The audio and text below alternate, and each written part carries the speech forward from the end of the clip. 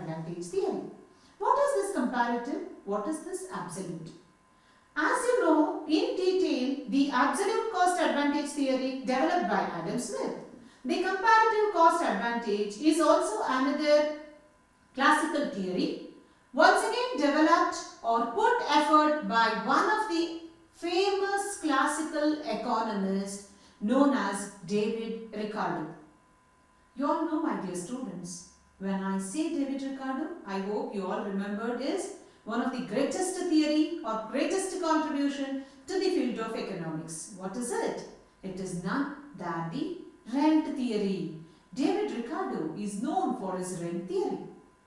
Let me say, David Ricardo is one of the famous classical economists who have developed and who have built this famous theory towards international trade called as comparative cost advantage theory.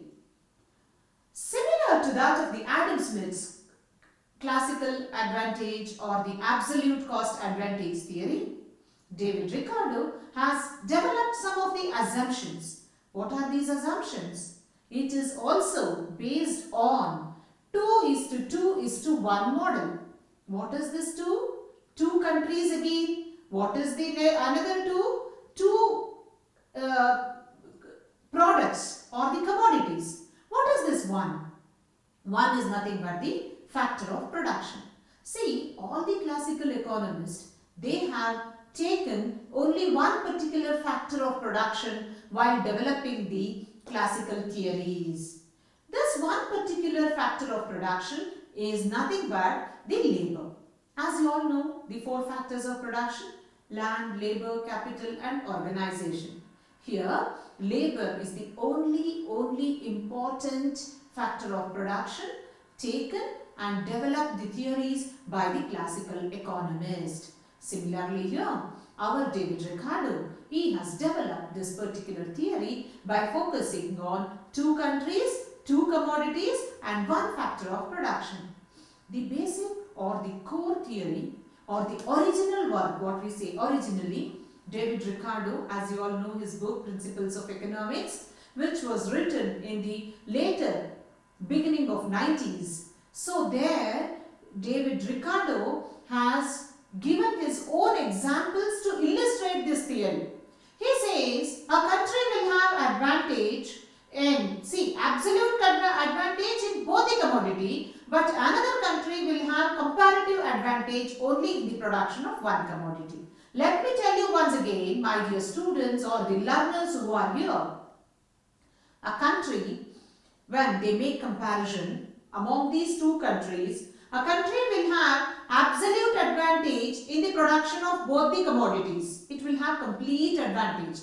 But when it makes comparison with other country, another country will have comparative advantage. In order to explain this phenomena, he has taken the examples of 2 countries, 2 commodities and 1 factor of production. In his original work, he has given the example of England on one side, Portugal on other side. As I say the countries, you all know England is already known for what? Cotton textiles. Portugal, you know, Greek, Portugal, France, they are known for their trading activities in terms of wine, isn't it? Similarly here, England has advantage and the Portugal has also, it has also got some advantage. But as I already told in the beginning, one country will have absolute, complete advantage it will have in the production of 2 commodities. But another country, when it is making comparison with earlier country, the later country will have only comparative advantage. Then what is this comparative advantage? If you know the theory of absolute cost advantage, it is very simple for you to gauge the concept of comparative cost advantage. The Portugal and the England, they are in terms of producing the cotton textiles on one hand, wine on the other hand. Let me tell you. See here, England, I will take the example of England first. It is having advantage in the production of both the commodity. Take for example, one unit of labor, he is ready to produce in England the 90 units of cotton textiles.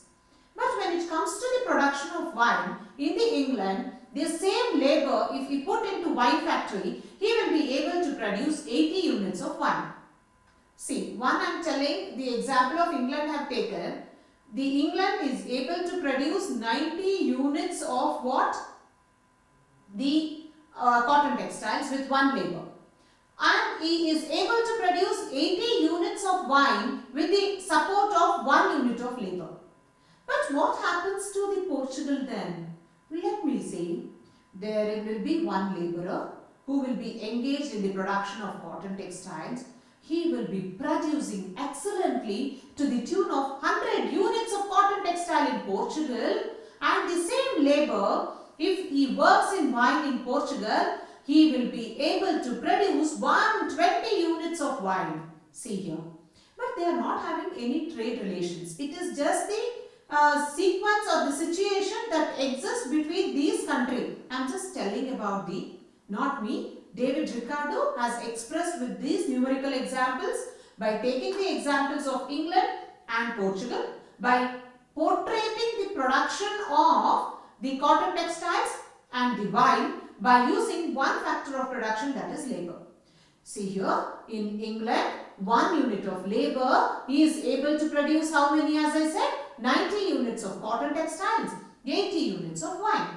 But let me tell you on relating to Portugal, 1 unit of labor is one unit of labor is nothing but one laborer. He is able or has the capacity to produce 100 units of what? Cotton textiles. The same labor, if he is engaged in the production of wine factory or in the production of wine, he is able to produce 120 units of wine. See now, by looking this table, what will you understand? There is advantage. Both the countries, they are well off in producing the cotton textiles and the wine, isn't it? But England is having advantage or Portugal is having advantage. See here, the Portugal is having advantage to the tune of 100 units of cotton textiles and 120 units of wine by using one laborer. But similarly, England has the capacity to produce 90 units of cotton textiles and 80 units of wine. That means in both the commodity, both the countries are able to produce both the commodity. But what is the problem here? What is the thing that you analyzed by looking these values? The same thing analyzed, developed and put it in the form of theory by David Ricardo. According to him, country, as I said in the beginning of my words, see here, one country is having advantage, absolute advantage in the production of both the commodity. Another country will have only comparative advantage. Here, Portugal is having advantage in the production of cotton textiles as well as wine. But what has happened to England here? England is having comparative advantage compared to the production of wine as well as cotton textiles. England is having advantage in the production of cotton textiles when compared to the wine. Here, one laborer is able to produce only 80 units of wine in England. But in that country, one laborer is able to produce 90 units of cotton textiles. So when the comparison is made between the commodities in England, England is having complete advantage. Not the comparatively, you are making some comparison between both the country. One is England and another is Portugal. But within the country, England is having complete advantage in the production of what? In the production of cotton textiles. That is why you are making comparison with England now. Look into the table relating to Portugal. Portugal is having advantage in the production of both cotton textiles as well as the wine.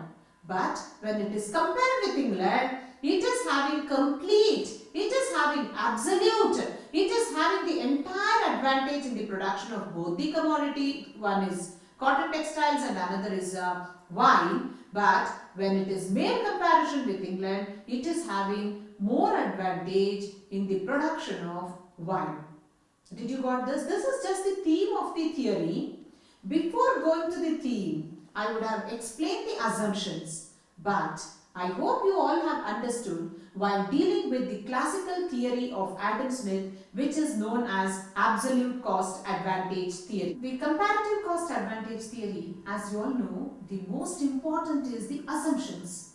But you have already read, you already know. Before coming to comparative advantage theory, you know the assumptions that has been developed by Adam Smith while developing the absolute cost advantage theory, isn't it?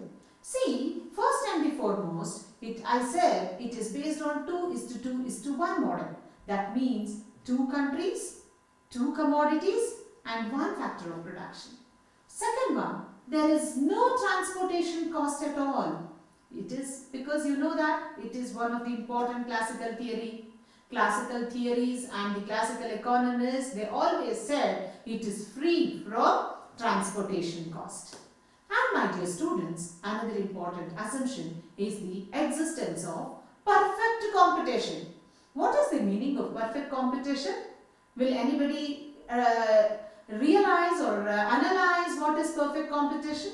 It is the basic theory that you study in the microeconomics. You have perfect competition, which is called as one set of market, and imperfect market, where we all are dealing at present in the imperfect market or the imperfect competition.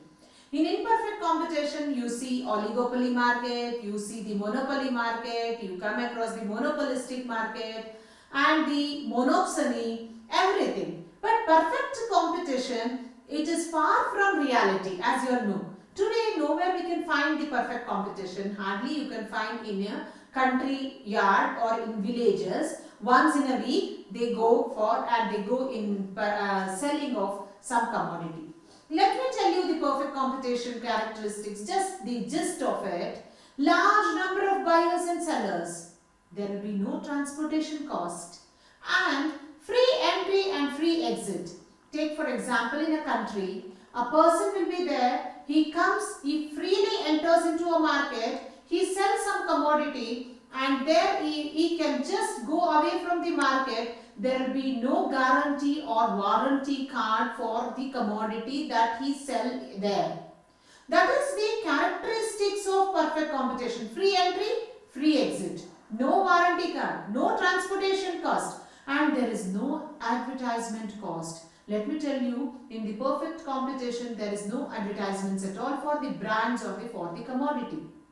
And regarding the commodity, similar color, similar features of the commodity, and large crowd, the large number of buyers, large number of sellers. But it is not so in the present market or in the present imperfect competition. See, in the imperfect competition, now if I say anything about monopolistic market, what is the important agenda of monopolistic? Profit motive. Only few sellers will be there. Large number of buyers will be there. The best example for monopolistic competition. We all are in the market, right? Well, any commodity for the monopolistic competition. One is the best example is the soap market. You have N market brands, right? You have different names. You have different colors of soap. You have different fragrance of soap. And there will be advertisement cost. That advertisement cost determines the selling cost. The main motto of the entrepreneur is the profit making. But all these characteristics of the monopolistic competition will not exist in the perfect competition. Perfect competition, as I said, only large number of buyers and sellers, no transportation cost, no advertisements, free entry and free exit. There will be no guarantee or warranty for any cards or the commodity. That is why I said in the southern part of India, we have a country day or a sandy day. You all know about it. Once a cucumber seller or once a coriander leaf seller, he enters into the market, he comes there, he sells, and after selling his products, he just go out.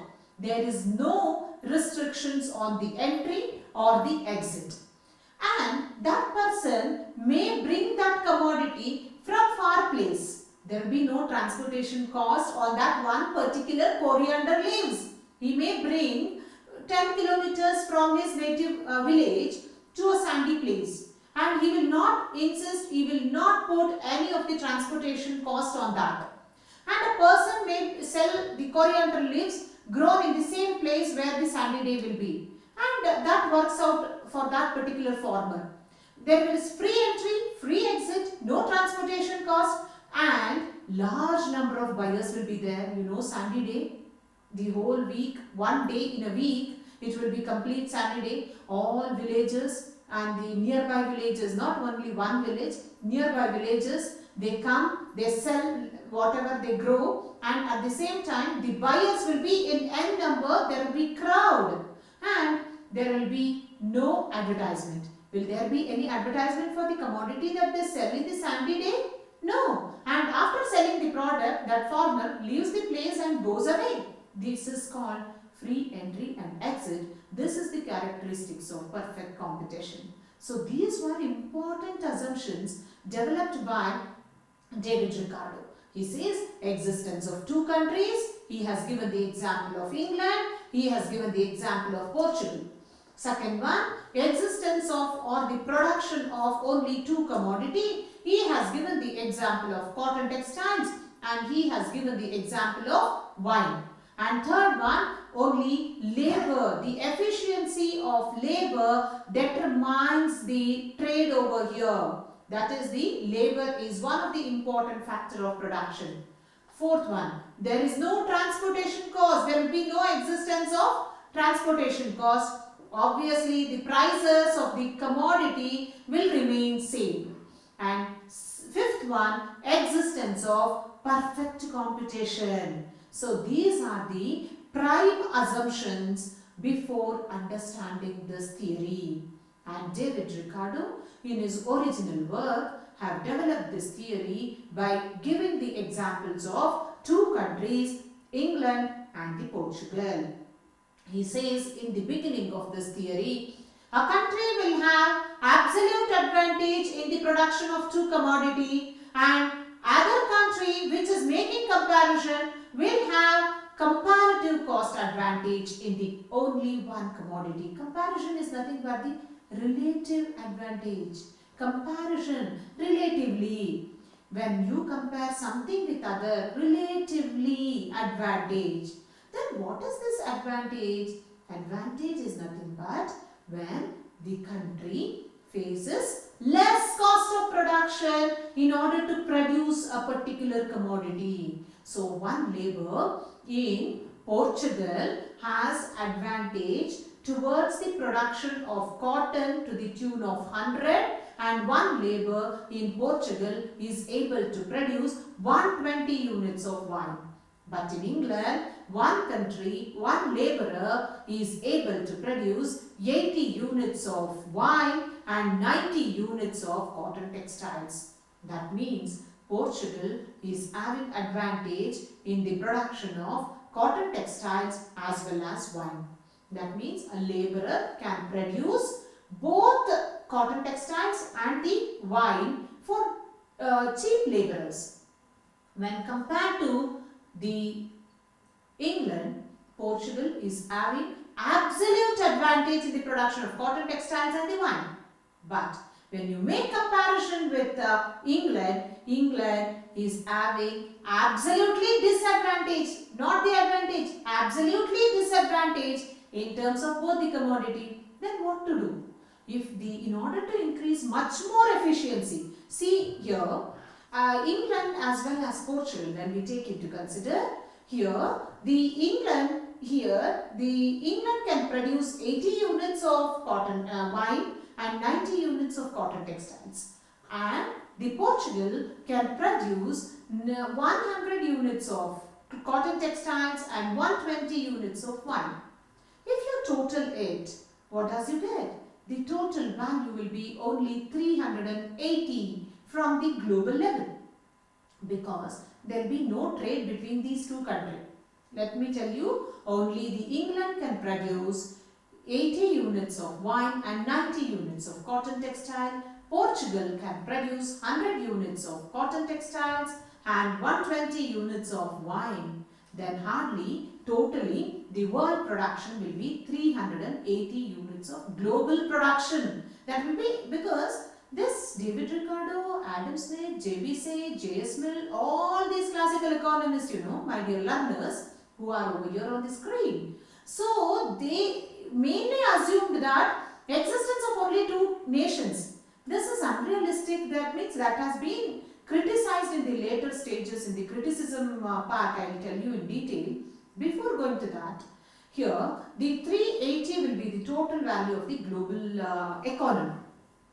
But Adam Smith or David Ricardo, who is the profounder of this theory, he says when the trade exists, when the international trade takes place between these two countries, the country Portugal is having complete advantage in commodities, cotton textiles and wine. Whereas the Portugal is having advantage in both the commodity and England is having advantage only in the production of cotton textiles compared to Portugal. That is why David Ricardo says the laborers who are involved, I'm focusing two times here, who are involved in the production of wine here in Portugal should continue, and the laborers who are involved in the production of cotton textiles should be shifted to the production of wine only, because there exists trade, right, between in England and Portugal. The Portugal is having more advantage in the production of wine. It is having advantage in both the commodity, but comparatively, relatively, it is having advantage in the production of wine. So the laborers who are involved in the production of cotton textile in Portugal should be shifted to the production of wine. One labor was producing how many units of wine in Portugal? 120 units. But another laborer who was engaged in cotton textile was able to produce only how much? 100 units of cotton textiles. These laborers, when they are shifted to the production of wine, similarly, his level of efficiency will be around 120 units of wine he can produce. So 120 plus another labor also shift to the production of wine. 120 plus 120 gives you how much? 240 units of wine can be produced at the global level. And the laborers who are involved in the production of cotton textiles will stop producing in Portugal, because the laborers will be shifted towards the production of what? Wine. Total now 240 units of production of wine takes place at global level or in the Portugal. Let me see, relating to England, they will be having absolutely disadvantage, comparatively advantage. See, you have to concentrate on these two words. One is absolutely disadvantage, complete disadvantage, England, relating to the commodity production. But England is having comparatively advantage in the production of cotton textile. 1 unit of labor is able to produce 80 units of wine, and 1 unit of labor is able to produce 90 units of cotton textiles in England. What should be done now? Now, when they make comparison between these two commodities, whether wine or whether cotton textile. So now the laborers are more efficient in the production of cotton textiles compared to wine. So already the Portugal is completely engaged in the production of wine. So they have stopped. The Portugal has stopped the production of what? Cotton textiles. Now England thinks it is better for their laborers to produce cotton textile compared to wine, and they stop producing the wine, and the laborer who were involved and able to produce only 80 units of wine will shift to the production of cotton textile, where one laborer is able to produce 90 units of cotton textiles. The laborer who was engaged in wine, he shifts to cotton production in England, and 90 plus 90, because already he has assumed the laborers are having the same capacity of production. So the one who will be producing the wine will shift to the production of cotton textiles, and thereby the cotton production, which was around 90 by one laborer, the other laborers who also shift to the production of cotton textiles, 90 plus 90, how much? It is to the tune of 180. Already the global production was only 380 before the existence of trade. Now, they came to know which all countries are having absolute advantage. Among these two countries, England and Portugal, which country is having comparative advantage or the relative advantage? Now, the England has stopped the production of wine and has involved only in the production of cotton textiles, and it is producing to the tune of 180 units of cotton textiles. The Portugal is also analyzed, and the laborers are more equipped towards the production of wine, and they have involved only in the production of wine, and they gave up the production of cotton textiles. And there the production of wine has taken to the extent of 240 units in the Portugal. Before the trade, the global production was only 380. Now the global production between the Portugal and the England, or the overall global production, has increased from 380 units to 420 units. There is gradual increase of around 40 units when there exists the trading activity. This is what the gist of David Ricardo, which is putting before the students or the learners relating to his theory, that is, a country is having absolute or the comparative advantage in the production of one particular commodity. Let me say the theory of David Ricardo is not free from criticisms, because almost all the classical economics theory, they undergo some of the criticisms. Similarly, this theory is not free from criticism. What are the criticisms? In the world, my dear students, is there only two countries? We have 200 and more countries in the world. Nowhere we can say existence of only two countries. It is once again unrealistic, isn't it? Second one, is there only possible for the people or countries to survive with the existence of two commodity? Is there any wine only on one side and cotton textiles? What about the other requirements? What about the consumer goods? What about the capital goods? You need food to eat. But he has not expressed anywhere relating to the commodities like consumer commodity, consumer goods. Third one, is it possible to produce a commodity without using a land, without using a capital? That is why the laborers they have used, which is once again far from reality. And he also says, David Ricardo, existence of no transportation cost. Criticisms of comparative cost advantage theory. Nowhere you can come across the existence of two countries, two commodities, or one factor of production. See, the two countries, is it possible? There are a large number of countries in the world, around 200 countries. But David Ricardo says only existence of two countries, but it is far from reality. Another unrealistic assumption is two commodity. Is it possible to produce with the help of only two commodities? Is it possible to survive? Here, David Ricardo has taken the example of wine and cotton textile, but again it is unrealistic. Another important is one factor of production. Labor he has taken into account. The labor is not the only factor that can produce the entire commodity. Other equivalent factors of production like land, labor, capital, organizations are required. And at the same time, there is no transportation cost is the important assumption. Will you believe existence of no transportation cost? It is far from reality. Again, it is unrealistic. So let me focus on the gist of this theory. The comparative cost advantage advantage theory, developed by David Ricardo, is one of the important classical theories of international trade.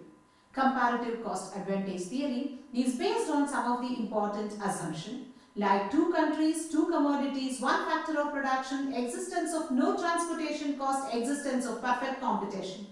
He says a country will have advantage, comparative advantage in the production of two commodity and will have only comparative advantage in the production of one commodity. That means a country will have absolute advantage in the production of two commodity and comparative advantage in the production of one commodity.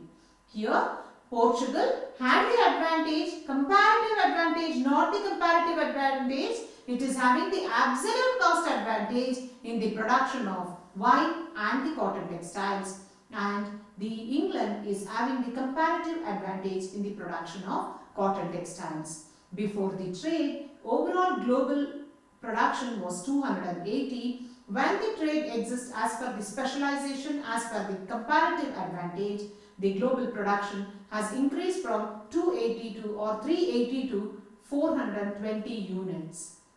But also, this theory is not free from criticism.